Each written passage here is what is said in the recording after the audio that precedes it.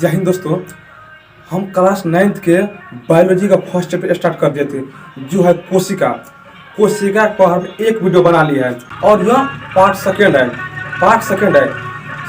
जिसमें हम लोग पढ़ने वाले हैं कोशिका झिल्ली के बारे में। इस पार्ट सेकेंड में हम किसके बारे में पढ़ने वाले हैं? कोशिका झिल्ली के बारे में, जो क्लास 9th के बायो का चैप्टर कोशिका का है। तो चलिए हम इधर समझते हैं कोशिका झिल्ली या प्लाज्मा मेम्ब्रेन।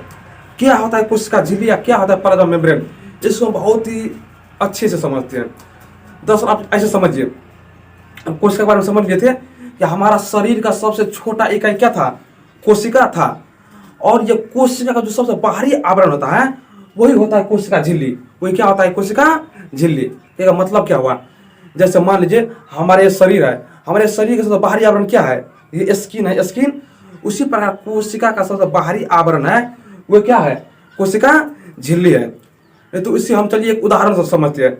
जैसे मान लीजिए आप कहीं मार्केट में सब्जी खरीदने गए और सब्जी में आप लोग देखते हुएगा दरअसल एक ही पॉलिथीन होता है और एक ही पॉलिथीन के अंतर्गत आप लोग आलू, गोभी, बैगन, बहुत सारे रंग बिरंग के सब्जी खरीद लेते हैं। और सभी सब्जी खरीदने के बाद उससे हम लोग पॉलिथीन से बंद कर लेते हैं। तो समझिए ये पॉलिथीन के अंतर्गत बहुत सारे सब्जी है। ये पॉलिथीन क्या है? उस सभी सब्जी का ना बाहर एक आवरण है। उसी प्रकार ये कोशिका झिल्ली क्या होता है? कोशिका के ऊपर एक बाहरी आवरण होता है और जिसके अंतर्गत लाइसोसोम, माइटोकॉन्ड्रिया, गोल्गी कण बहुत सारे होता है। वो हम एक एक करके जानेंगे। तो आप इसे समझ लिए होंगे, ये कोशिका का सबसे बाहरी आवरण होता है। उसको कोशिका झिल्ली या प्लाज्मा मेम्ब्रेन भी कहते हैं। उसी हम लोग कोशिका झिल्ली भी कह सकते हैं या प्लाज्मा मेम्ब्रेन भी कह सकते हैं। तो इसे आप समझ लिए कोशिका झिल्ली या प्लाज्मा मेम्ब्रेन होता क्या है। चलिए एक और डायग्राम समझते हैं। समझिए ये एक कोशिका है। इस कोशिका का सबसे बाहरी आवरण, ये वाला आवरण क्या है? कोशिका झिल्ली है। क्या है? कोशिका झिल्ली है। तो हम लोगों में या जंतु में या मानव में कोशिका झिल्ली ही होती है। लेकिन पेड़ पौधा में कोशिका झिल्ली के साथ साथ एक और आवरण होता है। एक और आवरण होता है, वो सिर्फ पेड़ पौधा में ही होता है, जिसे हम लोग कोशिका भित्ति कहते हैं। क्या कहते हैं? कोशिका भित्ति कहते हैं। और ये कोशिका भित्ति हो जाने के माध्यम से पेड़ पौधा ज्यादा स्ट्रांग हो जाते हैं। हम लोग का शरीर थोड़ा मुलायम होता है और पेड़ पौधा को छुएगा तो ज्यादा हार्ड और कड़ापन होता है। किसके माध्यम से? तो कोशिका भित्ति के माध्यम से। हम लोगों में कोशिका भित्ति नहीं पाया जाता है, सिर्फ कोशिका झिल्ली पाया जाता है, जिसके माध्यम से हम लोग का शरीर थोड़ा कोमल और मुलायम होते हैं। तो आप इसे डायग्राम समझ लिए। और इस कोशिका के अंदर बीच में होता है केंद्र। क्या होता है? केंद्रक होता है। तो चलिए हम एक एक समझते हैं। सबसे पहले समझते हैं कोशिका झिल्ली या प्लाज्मा मेम्ब्रेन के बारे में। यह है क्या? तो यहाँ लिखा गया है, यह कोशिका के बाहर चारों ओर पतली, मुलायम और लचीली झिल्ली है। वैसे हमको बता दिए ये कोशिका के बाहर चारों ओर होता है। जैसे देखिए ये कोशिका के बाहर चारों ओर होता है। ये कोशिका के बाहर चारों ओर होता है, जो पतली होता है, मुलायम होता है, लचीली होता है। पतली, मुलायम और लचीली होती है कोशिका झिल्ली। जैसे हम लोग का हाथ बहुत ही क्या होता है? लचीली होती है, थोड़ा मुलायम होती है, क्योंकि हम लोगों में कोशिका झिल्ली ही होती है, कोशिका भित्ति नहीं होती है। अगर हम लोग के हाथ में कोशिका भित्ति होता तो हम लोग का हाथ में पेड़ पौधा तरह स्ट्रांग होता। लेकिन हम लोग का हाथ पेड़ पौधा तरह स्ट्रांग है नहीं। क्यों नहीं है? क्योंकि हम लोगों में सिर्फ कोशिका झिल्ली ही पाई जाती है। तो फर्स्ट लाइन आपको क्लियर हो गया। अब सेकेंड लाइन समझते हैं। ये अर्धपारगम्य होती है। ये क्या होती है? अर्धपारगम्य होती है। चलिए इसी हम समझते हैं एक अच्छे उदाहरण से। आप इसको ऐसे समझिए। दरअसल ये कोशिका झिल्ली, कोशिका भित्ति दरअसल होता क्या? इसी हम लोग अर्धपारगम, इसे हम लोग पारगम क्यों कहते हैं? दरअसल इसे समझिए। ये कोशिका भित्ति होती है ना, कोशिका भित्ति, ये थोड़ा समझिए, ये थोड़ा दरअसल करता क्या है? जैसे हम लोग के घर में जो बड़ा भाई होता है, जो पिता होता है, वो क्या करता है? दरअसल इसका जितना भी दोस्त मिल जाए सभी दोस्त को कहेगा चलिए आज हमारे घर पे खाना खा लीजिएगा। जितना भी दोस्त मिलेगा, जितना भी 10 दोस्त मिले, 20 दोस्त मिले, सभी को क्या कहेगा? चलिए आज हमारे घर पे खाना खा लीजिएगा। तो दरअसल ये कोशिका भित्ति क्या होता है? बाहर जितना भी वस्तु मिल जाए, कोई भी वस्तु मिल जाए, प्रोटीन ग्लूकोज कुछ भी मिल जाए, सभी को अंदर बुला लेगा। सभी क्या कर लेगा? अंदर बुला लेगा। लेकिन कोशिका भित्ति होशियार और समझदार होता है। उसे पता है कि किसको अंदर बुलाना है और किसको बाहर में ही रखना है। इसीलिए वो कोशिका झिल्ली कहलाएगा। जैसे हम लोग का पिता क्या करता है? जितना भी बाहर दोस्त मिलता है सभी को बुला लेता है, चलिए आज हमारे घर पर खाना खा लीजिएगा। लेकिन हम लोग को मम्मी ही डिसाइड करता है कि किसको खाना खिलाना है, नहीं खिलाना है, क्योंकि मेहनत तो मम्मी को पड़ता है खाना बनाने में। तो खाना बनाने पूरा मेहनत तो मम्मी की ही पड़ती है। इसीलिए ये कोशिका झिल्ली क्या है? अर्धपारगम है। इसे अर्धपारगम है और उसे लोग चयनात्मक भी करते हैं। क्यों? क्योंकि यही चुनता है कि किसको हमें अंदर बुलाना है और किसको अंदर नहीं बुलाना है। इसीलिए उसे अर्धपारगम और चयनात्मक, तो इसे हम लोग चयनात्मक झिल्ली कहते हैं। ये चयनात्मक झिल्ली क्यों कहते हैं? क्योंकि यही हमें कोशिका झिल्ली ही हमें डिसाइड करता है कि किसको अंदर आना है, किसको अंदर नहीं लाना है। इसीलिए इसे हम क्या कहते हैं, चयनात्मक झिल्ली कहते हैं। तो चलिए इससे आगे समझते हैं। इसका परत प्रोटीन और लिपिड का बना होता है। ये कोशिका झिल्ली किसका बना होता है, प्रोटीन और लिपिड का। आप लोग सोचेगा ये प्रोटीन क्या होता है, ये लिपिड क्या होता है। एक मिनट समझिए, ये प्रोटीन दरअसल होता क्या है। प्रोटीन का मतलब वो होता है, जैसे मान लीजिए ये ईग देखे, ईग के अंदर जो पानी भरा होता है वो प्रोटीन का होता है। ये किसका बना होता है, प्रोटीन का। और जो ना चिपचिपा होता है, अगर अंडा के अंदर का पानी होता है ना, वो देखना आप चिपचिपा होता है, तो मतलब चिपचिपा को हम लोग लिपिड कहते हैं। ये क्या किसका बना होता है, प्रोटीन और लिपिड का होता है। ये जो कोशिका झिल्ली होता है, कोशिका झिल्ली का जो परत होता है, ये प्रोटीन और लिपिड का बना होता है। प्रोटीन तो आप लोग समझ लिया है, लिपिड मतलब क्या होता है, चिपचिपा पदार्थ। तो दरअसल ये प्रोटीन और लिपिड का बना होता है। तो चलिए इसका हम कार्य समझते हैं, कोशिका झिल्ली का कार्य।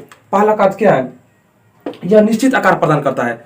निश्चित आकार का मतलब यह हुआ, आखिर वो वही डिसाइड करता है कि कोशिका का आकार कितना बड़ा रखना है, छोटा रखना है, कितना रखना है, नहीं रखना है। मतलब कोशिका कितना बड़ा होगा या कितना छोटा होगा, वो रूपरेखा कौन प्रदान करता है, तो कोशिका झिल्ली ही प्रदान करता है। इसीलिए पहला कार्य क्या है, यह कोशिका झिल्ली का यह कोशिका को निश्चित आकार प्रदान करता है। पहला पॉइंट क्लियर हो गया। सेकंड पॉइंट क्या है, यह यांत्रिक सहारा प्रदान करता है। यह कोशिका को यांत्रिक सहारा प्रदान करता है। यांत्रिक सहारा मतलब क्या हुआ, यांत्रिक सहारा मतलब आपको ऐसा समझिए, जैसे मान लीजिए हमारा शरीर को ना यांत्रिक सहारा कौन मजबूत करता है। यांत्रिक मतलब हो गया हमारे शरीर को अंदर से कौन स्ट्रॉन्ग करके रखता है। तो हमारे शरीर को अंदर से स्ट्रॉन्ग करके रखा हुआ है हमारा बोन और हड्डी। हमारा बोन और हड्डी, वो हड्डी क्या है, हमारे शरीर को अंदर से स्ट्रॉन्ग करके रखा है। अगर हम लोग अपना हड्डी को तोड़ देंगे या किसी व्यक्ति के पूरे शरीर का हड्डी को तोड़ देंगे, तो हम लोग का शरीर का क्या हो जाएगा, ऐसे पूरा झरझरा के गिर पड़ेगा। झरझरा गिरना मतलब जानते हैं ना, पूरा से पसर जाएगा। अगर हम लोग का हड्डी के, अगर हम लोग के शरीर का पूरा एक एक हड्डी तोड़ दे, तो हम लोग का शरीर ऐसे खड़ा है, अब पूरा झरझरा के क्या हो जाएंगे, पसर जाएंगे। तो मतलब क्यों हुआ, क्योंकि हम लोग के शरीर को स्ट्रॉन्ग कौन करके रखता है, हड्डी करता है। उसी प्रकार ये कोशिका झिल्ली कोशिका को यांत्रिक सहारा प्रदान करता है, मतलब कोशिका को अंदर से स्ट्रॉन्ग रखने में मदद करता है। तीसरा पॉइंट क्या है, अणुओं को नियंत्रण करता है। आपको पहले ही बता दिए, ये कोशिका झिल्ली है ना, वही डिसाइड करता है कि किस अणु को अंदर लाना है और किस अणु को बाहर रखना है। जैसे कोशिका के बाहर तो बहुत सारे होता है, प्रोटीन होता है, कार्बोहाइड्रेट होता है, फैट होता है, वसा होता है, बहुत सारे अणु होता है। किसको अंदर आना है, किसको अंदर नहीं आना है, वो कौन डिसाइड करता है, कोशिका झिल्ली ही करता है। इसीलिए इसका पॉइंट है अणुओं को नियंत्रण करता है। तो हम लोग कोशिका झिल्ली या प्लाज्मा मेम्ब्रेन के बारे में समझ लिए। अब हम समझते हैं कोशिका भित्ति। यह कोशिका भित्ति क्या होता है, यह कोशिका झिल्ली का ना बाहर एक लेयर होता है, एक परत होता है। आप इसको फिगर समझिए, ये कोशिका झिल्ली का ही एक बाहर एक क्या होता है, एक परत होता है। कोशिका झिल्ली तो होता ही है, लेकिन इसके बाहर भी एक परत होता है, जो खास करके पेड़ पौधा में ही पाया जाता है। इसीलिए पेड़ पौधा का ना ज्यादा स्ट्रॉन्ग होता है। आप एक व्यक्ति के दर्द एक व्यक्ति का है ना, उसका दर्द क्या हुई, इसको छुइए, वो तो क्या होता है, मुलायम होता है। लेकिन पेड़ पौधा को छुइए, ये स्ट्रॉन्ग और हार्ड होता है। क्यों, क्योंकि इसमें कोशिका झिल्ली के साथ साथ कोशिका भित्ति भी होता है, जो स्ट्रॉन्ग और हार्ड होता है। तो कोशिका भित्ति क्या है, यह पादप कोशिका में कोशिका झिल्ली के चारों ओर होता है। अब पहले ही बता दिए, यह कोशिका झिल्ली के चारों ओर एक परत होता है। यह पारगम होती है। यह क्या होती है, पारगम। पारगम क्या है, अब पहले ही बता दिए, पारगम मतलब होता क्या है। दरअसल कोशिका भित्ति ना है क्या, इसे कोशिका के बाहर जो भी मिल जाए, प्रोटीन, कार्बोहाइड्रेट, कुछ भी मिल जाए, सभी को कहेगा हमारे अंदर आ जाओ, हमारे अंदर आ जाओ। मतलब वो पारगम है, सभी को अंदर अपने अंदर ला लेगा। कोशिका के बाहर जितना भी अणु रहेगा, सभी को क्या करेगा, वो अपने अंदर बुला लेगा। लेकिन कोशिका भित्ति, कोशिका झिल्ली है, कोशिका झिल्ली बहुत ही होशियार होता है। कोशिका झिल्ली को पता है किसको अंदर लाना है, किसको अंदर नहीं लाना है। इसीलिए कोशिका झिल्ली और पारगम है। और कोशिका भित्ति क्या है, पारगम है, मतलब वो सभी को आपस में बुला लेता है। जैसे हमारा पिता करता है, जितना भी दोस्त मिले सभी कहेगा चलो आज हमारे घर पे खाना खा लेना। लेकिन मेहनत किसको लगता है, मम्मी को भोजन बनाने में, इसलिए वो अर्ध पारगम है। कोशिका भित्ति क्या है, पारगम है, मतलब सभी को पार कर लेता है। ये पॉइंट आपको क्लियर हो गया। सेकंड पॉइंट क्या है, यह सेल्यूलोज की बनी होती है। यह किसकी बनी होती है, सेल्यूलोज की। ये सेल्यूलोज क्या होता है, दरअसल ना पेड़ पौधा ना दरअसल सेल्यूलोज की बनी होती है। आप लोग सेल्यूलोज की एक अलग भाषा में समझाती है। दरअसल ना आप लोग कभी लकड़ी होता है, लकड़ी जो आरा मशीन पर आप जब देखिएगा कोई लकड़ी जो कटता है, आरा मशीन पे जाइएगा ना, और यहाँ लकड़ी जो कटता है ना, उस लकड़ी के अंदर से ना खून ही निकलता है, छोटा छोटा गर्दा की तरह निकलता है। लकड़ी का आप लोग देखते होगा ना आराम से पे, लकड़ी जो कट जाता है तो लकड़ी के अंदर ना गर्दा तरह निकलता है, भूसा की तरह, भूसा और गर्दा की तरह निकलते रहता है, बहुत ही जो जलावन के रूप में काट करता है। वही क्या आता है? सेल्यूलोज। क्या आता है? सेल्यूलोज। दरअसल ये सेल्यूलोज बहुत ही कठिन और हार्ड होता है, बहुत ही स्ट्रांग होता है, और ना पूरा कार्बोहाइड्रेट, ज्यादा एनर्जी किसमें होता है? सेल्यूलोज में ही होता है। इसीलिए मवेशी सब या जानवर सब सेल्यूलोज ग्रहण करता है, वो पेड़ पौधा का पत्ता ग्रहण करता है, इसीलिए वो इन लोगों में कार्बोहाइड्रेट ज्यादा होता है, ऊर्जा ज्यादा होता है। हम लोग सेल्यूलोज को पचा नहीं पाते हैं, हम लोग का शरीर का जो जो होता है, छोटी आंत बड़ी आंत होती है, वो सेल्यूलोज को पचा नहीं पाती है, इसलिए हम लोग सेल्यूलोज को ग्रहण नहीं करते। लेकिन ये सेल्यूलोज में बहुत ही ज्यादा कार्बोहाइड्रेट होता है, बहुत ज्यादा एनर्जी और ऊर्जा होती है। सेल्यूलोज आपको समझ में गया? ये कोशिका भित्ति किससे बनी होती है? सेल्यूलोज की बनी होती है। अब हम लोग कोशिका भित्ति का कार्य समझते हैं, इसे भी कार्य समझ जाते हैं बहुत ही सिंपल भाषा में। पहला काम क्या है? यह निश्चित रूप प्रदान करता है, मतलब कोशिका भित्ति भी कोशिका को निश्चित रूप प्रदान करता है कि हमको कोशिका आकार कितना बड़ा रखना है, कितना छोटा रखना है, कैसे रखना है, नहीं रखना है, पूरा निश्चित रूप कौन प्रदान करेगा? कोशिका भित्ति। कोशिका झिल्ली भी करता था, लेकिन कोशिका भित्ति भी करता है। सेकेंड पॉइंट क्या है? यह सुरक्षा और सहारा प्रदान करता है। यह कोशिका को सुरक्षा और सहारा प्रदान करता है। क्यों प्रदान करता है? क्योंकि ये बहुत ही कठोर और हार्ड होता है, जिसके माध्यम से वो कोशिका को बहुत सुरक्षा और सहारा प्रदान करेगा। जैसे हम लोग के शरीर के अंदर अगर लोहा का कवच पहन लेंगे, हम लोग के शरीर के अंदर कोई अगर मारेगा पीटेगा तो थोड़ी कुछ होगा, कुछ नहीं होगा। क्यों? तो हम लोग के शरीर के अंदर क्या है? बहुत ही हार्ड वस्तु आ गया है। उसी प्रकार कोशिका के बाहर जो होता है कोशिका भित्ति, वो बहुत ही हार्ड और स्ट्रांग होता है, जिसके माध्यम से ये कोशिका को सहारा और सुरक्षा प्रदान करता है। नेक्स्ट क्या है? यह कोशिका को सूखने से बचाता है। यह कोशिका को सूखने से बचाता है। इसका मतलब यह हुआ, आखिर ये कोशिका के अंदर जो जीव द्रव भरा होता है, कोशिका द्रव भरा होता है, उसे सूखने नहीं देता है। तो दोस्तों आप लोगों ने इसको समझ लिया, तो चलिए आप बहुत ही एक अच्छा स्क्रीनशॉट ले लीजिए। तो चलिए अब हम समझते हैं कोशिका द्रव के बारे में। अब क्या समझते हैं कोशिका द्रव के बारे में? कोशिका झिल्ली और कोशिका भित्ति को समझ लिया है, अब समझते हैं कोशिका द्रव के बारे में। तो इस कोशिका द्रव को समझने से पहले एक डायग्राम से समझते हैं। देखिए ये कोशिका है, जो कोशिका का सबसे बाहर वाला जो आवरण है उसे हम लोग कोशिका झिल्ली कहते हैं। क्या कहते हैं? कोशिका झिल्ली, जिससे हम लोग अभी जस्ट पढ़े हैं। और जो कोशिका के अंदर में होता है वो होता है केंद्रक। कोशिका के अंदर में क्या होता है? केंद्रक होता है। और कोशिका झिल्ली और केंद्रक के बीच में देखते हैं एक द्रव भरा होता है, जो पानी की तरह भरा है ना। कोशिका झिल्ली और केंद्रक के बीच में पानी की तरह भरा है। क्या क्या भरा है? पानी की तरह। ये रहा कोशिका झिल्ली और ये रहा केंद्रक। इसके अंतर्गत बहुत सारे पानी की तरह भरा है। क्या भरा है? पानी की तरह भरा है। कोशिका झिल्ली और केंद्रक के अंदर जो द्रव भरा है, वही द्रव का नाम क्या है? कोशिका द्रव। उस द्रव का नाम क्या है? कोशिका द्रव है। लेकिन केंद्रक के अंदर भी द्रव भरा होता है, उसे हम लोग केंद्रक द्रव कहते हैं। कोशिका झिल्ली और केंद्रक के बीच जो द्रव भरा होता है उसे कोशिका द्रव कहती है। लेकिन केंद्रक के अंदर एक द्रव भरा होता है, उसे हम लोग केंद्रक द्रव कहते हैं। और दोनों को मिला देंगे, मतलब कि केंद्रक द्रव और कोशिका द्रव को मिला देते हैं तो जीव द्रव कहती है। वो हम लोग आगे समझेंगे। आप इसको इतना समझिए, ये कोशिका झिल्ली और कोशिका द्रव के बीच जो द्रव भरा होता है वो क्या होता है?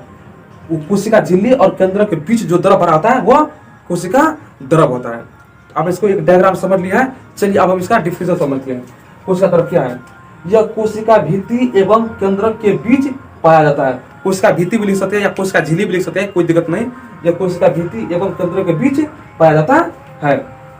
ये सब समझ लिए। ये समझते हैं यह कार्बनिक और अकार्बनिक पदार्थ के बने होती है। यह कार्बनिक और अकार्बनिक पदार्थ के बने होते हैं। आपको हम पहले 9th का जो पहला वीडियो हमारा है सेल चैप्टर, उसके पहले चैप्टर में बताए थे हमारा सेल किससे बना होता है? कार्बनिक और अकार्बनिक। ये कार्बनिक क्या होता है? जो प्रोटीन होता है, फैट होता है, कार्बोहाइड्रेट होता है, वो हो जाता है कार्बनिक। अकार्बनिक क्या होता है?